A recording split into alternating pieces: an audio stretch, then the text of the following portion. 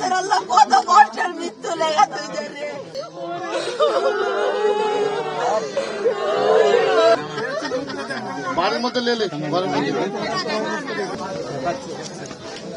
সাজিদ তার মরদেহ কিছুক্ষণ আগেই তার বাড়িতে নিয়ে আসা হয়েছে এবং বাড়িতে আনার সাথে সাথেই কান্নার রোল পড়েছে। ফায়ার সার্ভিস কর্মীরা এখনও তার বাড়িতে অবস্থান করছে, পুলিশ সদস্যরা রয়েছে এবং উৎসুক মানুষ যারা তারা তার বাড়িতে ভিড় করেছেন। এর আগে 9টা 5 মিনিটে সাজিদকে গর্ত থেকে উদ্ধার করে ফায়ার সার্ভিসের কর্মীরা। এরপর একটি অ্যাম্বুলেন্সে করে তাকে তানোর উপজেলা স্বাস্থ্য কমপ্লেক্সে নেওয়া হয় এবং সেখানকার চিকিৎসকরা তাকে মৃত ঘোষণা করেন।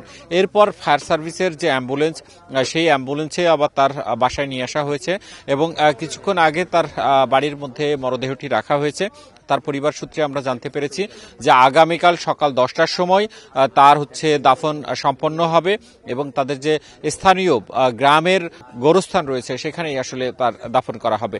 আমরা তার স্বজনদের সাথে কথা বলেছিলাম, তার স্বজনরা যেটি বলছেন, মানুষের হাত মুখ সব আল্লাহর হাতে। এখন ফায়ার সার্ভিসেরা চেষ্টা করছে প্রাণপণ দিয়ে, আমরাও যতটুকু সহযোগিতা করার এলাকাবাসীরা আমাদের সাধ্যমতো চেষ্টা করছে, ফায়ার সার্ভিসরা চেষ্টা করছে, গণমাধ্যম কর্মীরা চেষ্টা করছে অনেক। আমরা দেখলাম তো এখানে আমরা আসলে মর্মাহত একটা ঘটনা। আমরা যদিও শিশুটিকে উদ্ধার করতে পারছি, তবে জীবিত না, মৃত।